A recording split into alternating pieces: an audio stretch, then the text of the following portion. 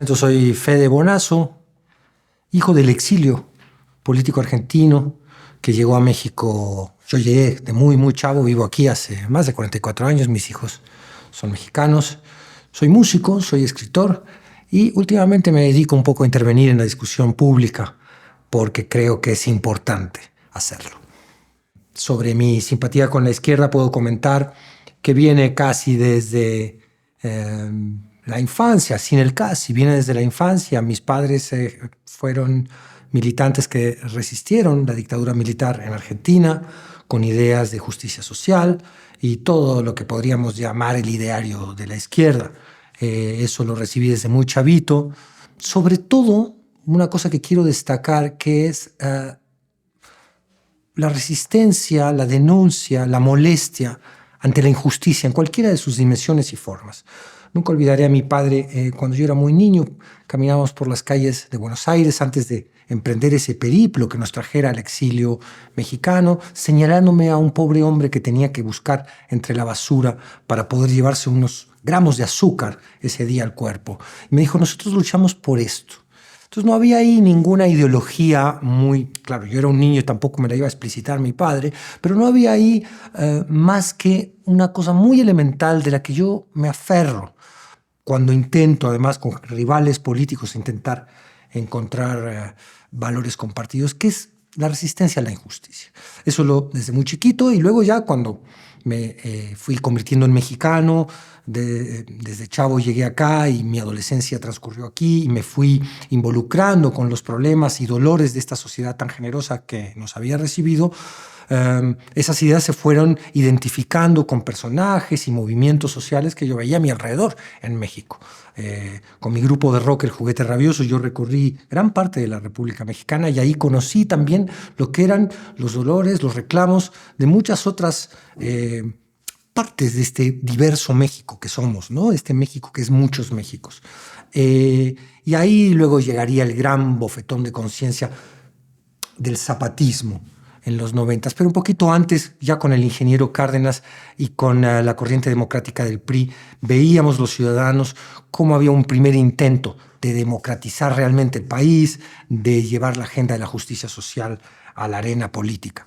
Y primero con el ingeniero Cárdenas, que El Juguete Rabioso, mi banda, estuvo en el cierre de una de sus campañas, le compusimos un rap, me acuerdo que se llamaba Cuauhtémoc, y lo íbamos a cantar en el Zócalo. Es decir, no éramos una banda, El Juguete Rabioso, que no tenía el menor reparo en manifestar su preferencia política, siempre y cuando pensáramos que esa referencia política representaba nuestros ideales de justicia. Y luego con el zapatismo ni hablar, formó parte El Juguete Rabioso y yo, por tanto, de este gran movimiento de bandas, de performanceros, de estudiantes, de actores, actrices, grandes grupos de la sociedad cultural que fueron conmovidos, fueron impactados por el mensaje zapatista.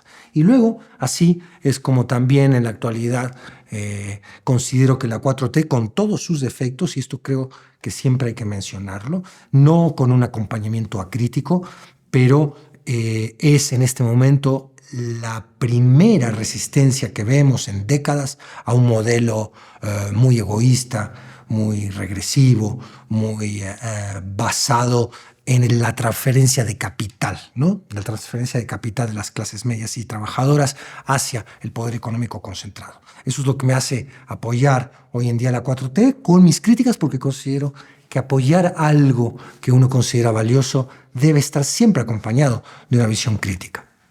Esa es una pregunta tremenda que gente mucho más capacitada que yo en el tema político, filosófico, no puede resolver.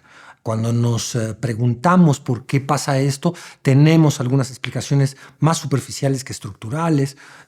La pregunta se podría convertir, la que tú haces, ¿cómo puede ser que se vote por proyectos políticos que realmente están afectando al mismo votante? Es decir, ¿cómo es que las víctimas van a votar por sus victimarios? ¿Cómo puede votarse en Brasil un proyecto que tiene indolentemente un propósito, si se quiere, colateral, pero que es central en términos de responsabilidad ambiental, que es la devastación del Amazonas?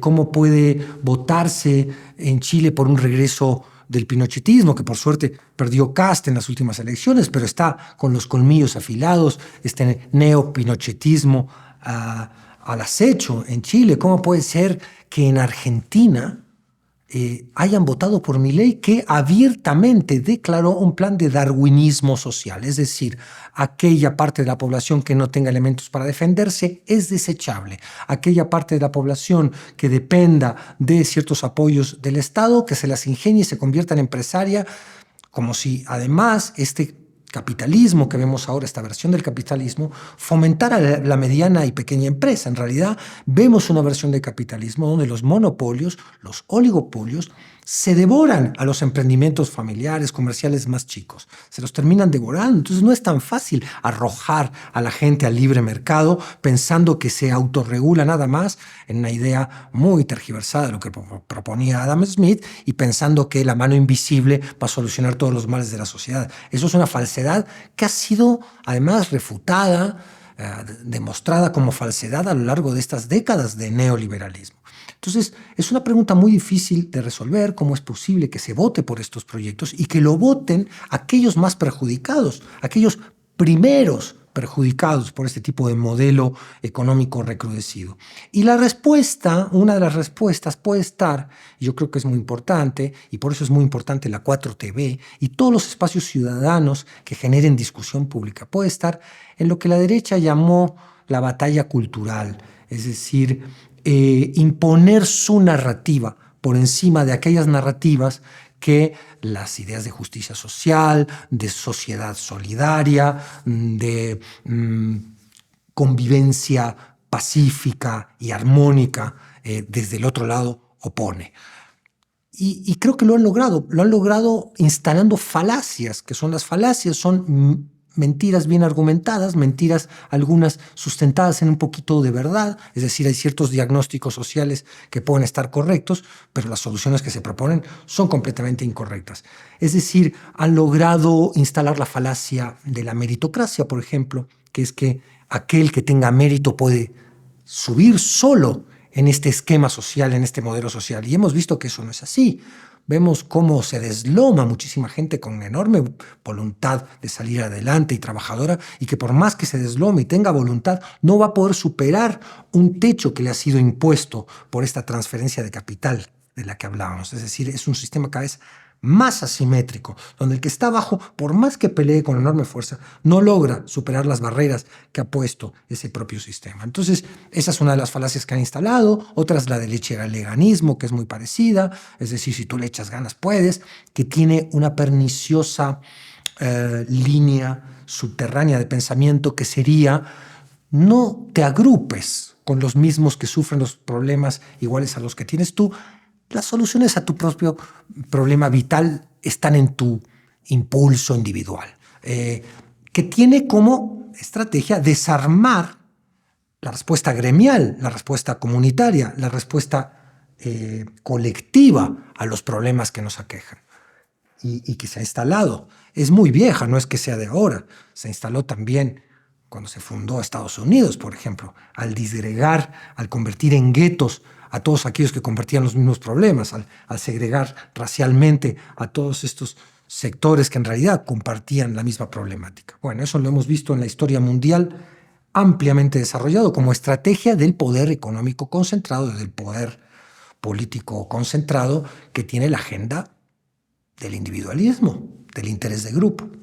Entonces, esa sería alguna de las explicaciones, pero hay más. Es muy interesante que como ciudadanos nos interesemos en intentar contestar la pregunta de por qué muchas veces nuestras democracias permiten el ascenso al poder de pequeños grupos que van a trabajar en su propio interés en detrimento de tantos de aquellos que los votaron.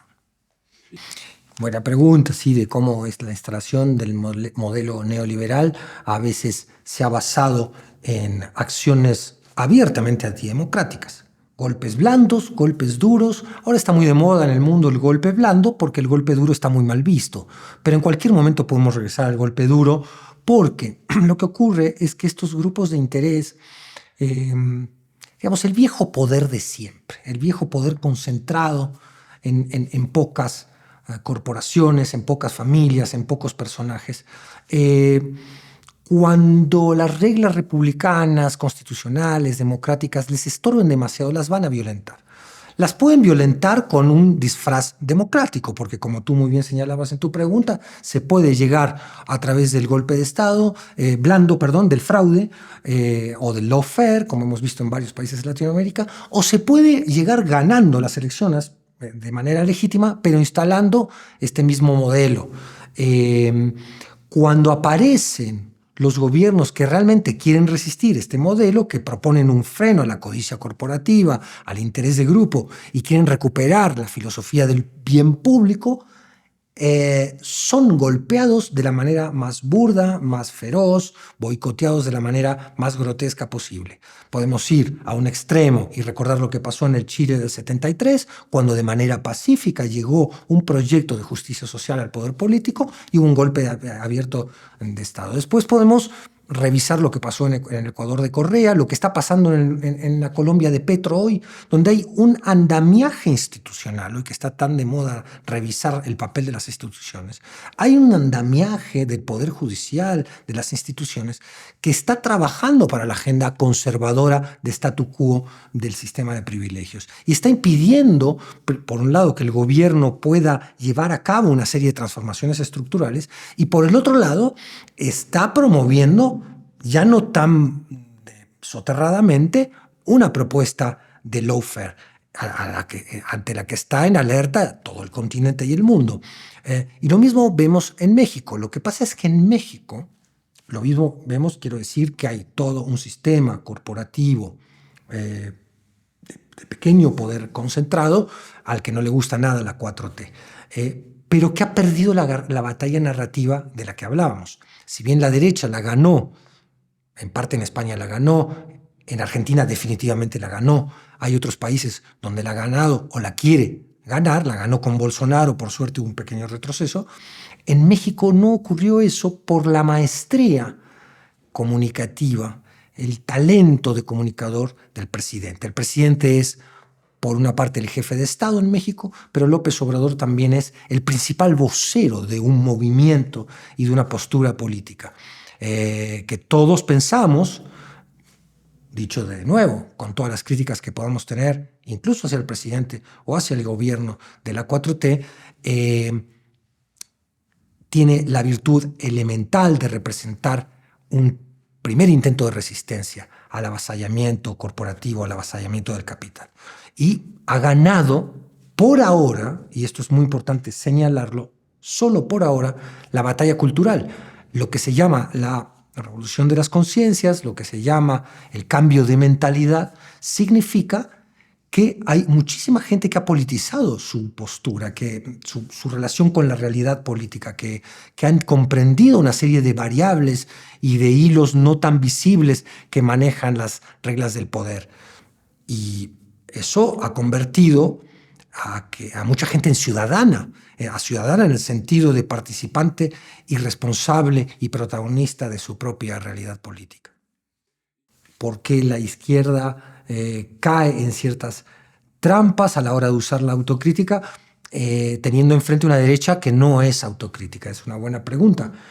Yo creo que eso obedece a un viejo dilema, y es que la izquierda tiene una impronta ética. Es decir, la izquierda se enfrenta a dilemas entre los fines y los medios, las estrategias políticas y los objetivos políticos, porque tiene una brújula ética. Es decir, la izquierda sabe que si sucumbe a las reglas del poder, que son muy perniciosas, muy perversas, muy severas, y que se manejan en un ambiente de poca lealtad, pero si termina traicionando en su camino al poder o desde la gestión pública ya ha adquirido el poder, cayendo también en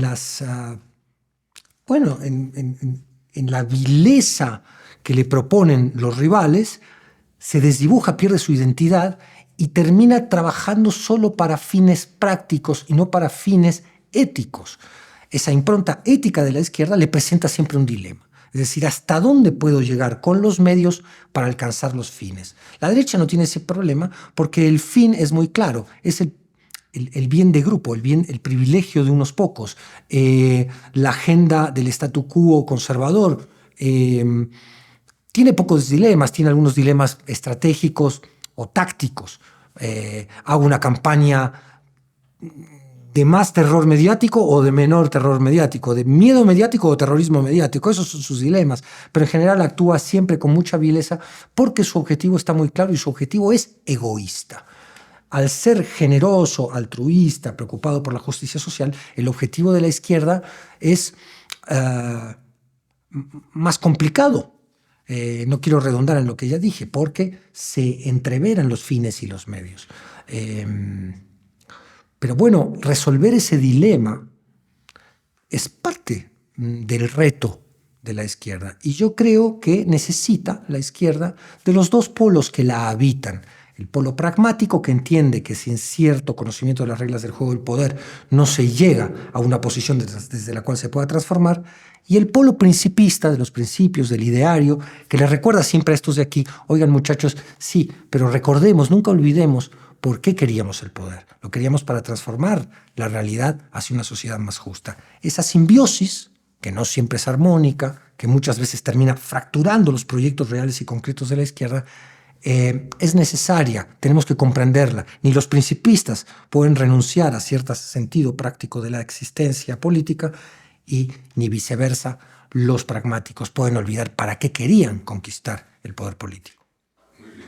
Buena pregunta la tuya de cómo enfrentamos a los neofascismos. A mí me gusta usar la palabra neofascismo porque la palabra fascismo, bueno, tiene límites bastante concretos, pero sí, yo creo que se puede hablar de autoritarismo de derecha, de ultraliberalismo económico acompañado de un programa político muy drástico, que no puede instalar el modelo económico sin una cuota grande de represión. Neofascismo, lo dice muy bien Juan Carlos Monedero cuando habla de que el fascismo, el neofascismo, siempre es el plan B del capitalismo en crisis.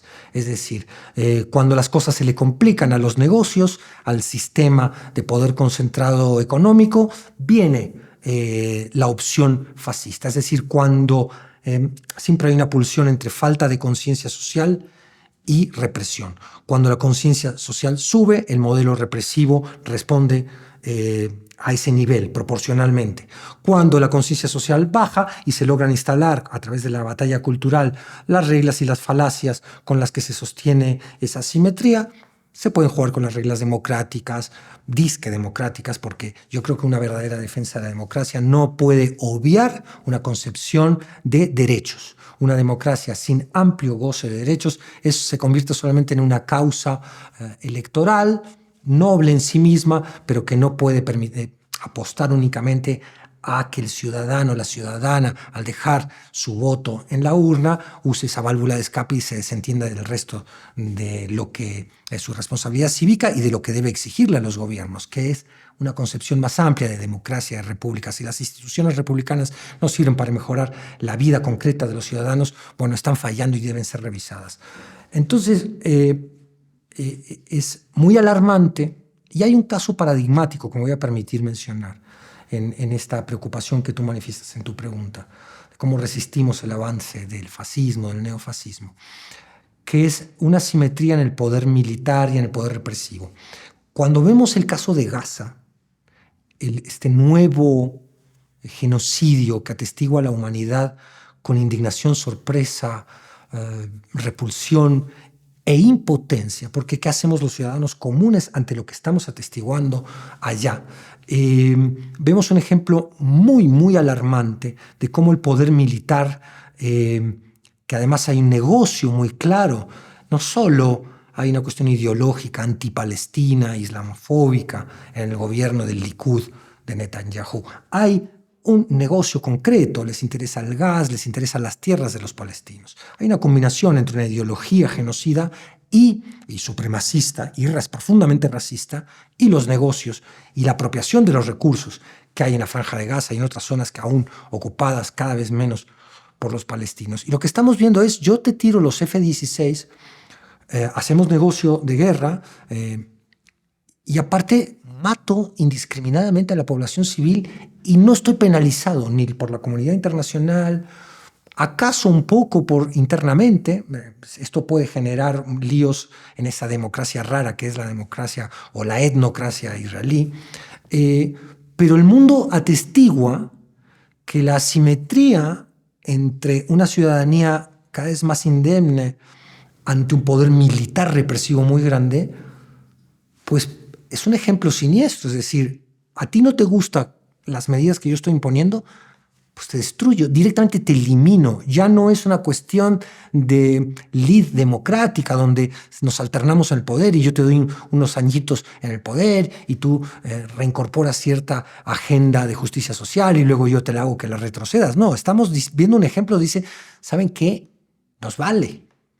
¿Qué es lo que vemos en Elon Musk cuando declara abiertamente que va a ir por el litio allí donde haya litio? Y si eso implica apoyar golpes de Estado como apoyó en el de Bolivia, lo van a hacer. Y Milei, como ejemplo paradigmático, no solamente porque, bueno, ocupe la silla de gobierno de aquel país que yo quiero tanto todavía, del que salí muy chiquito cuando vine a encontrar refugio en México, no solo por esa razón. Milei es un caso paradigmático mundial por la puesta en escena de un experimento social muy brusco, muy drástico, muy inhumano, muy cruel en Argentina. El mundo mira el experimento anarcocapitalista de Milei por lo que implica, y algunos lo miran salivando porque sacan ventaja del experimento. Es otro caso como el que vemos en Gaza, y no en balde son aliados geopolíticos, donde se pone en práctica un modelo de absoluta crueldad, al que, si se ofrece resistencia, se contrarresta con mayor represión. Es muy peligroso, muy angustiante. La manera de resistir esto no es encerrándonos en burbujas dogmáticas, sino abriéndonos al pensamiento crítico, entendiendo la historia, siendo muy fieles a la evidencia, a los hechos, contrarrestando las campañas de odio y las campañas de terrorismo mediático, como la de narcopresidente que se quiere instalar aquí por parte de una oposición que dice, por un lado, defender la democracia y por el otro lado, vulnera la regla más elemental del juego democrático, que es llevar a la manipulación emocional al votante y que vote con el terror y con el miedo y no con el respeto a la evidencia y el análisis de la realidad política y de la historia. ¿Cómo están, amigos de la 4TV? Yo soy Fede Bonazo, músico, cantante del Juguete Rabioso. También me gusta escribir cuando me queda algo de tiempo libre y últimamente he estado participando en la discusión pública política, razón por la cual los invito a que vean la 4T, un espacio donde yo puedo garantizarlo. Los invitados dicen absolutamente lo que piensan, lo que quieren, pueden expresar sus propias críticas a la 4T. Desde siempre la noción de que estamos ante un proceso político trascendental, muy importante, que no habíamos visto en el México moderno y que con la crítica por delante yo creo que es necesario apoyar.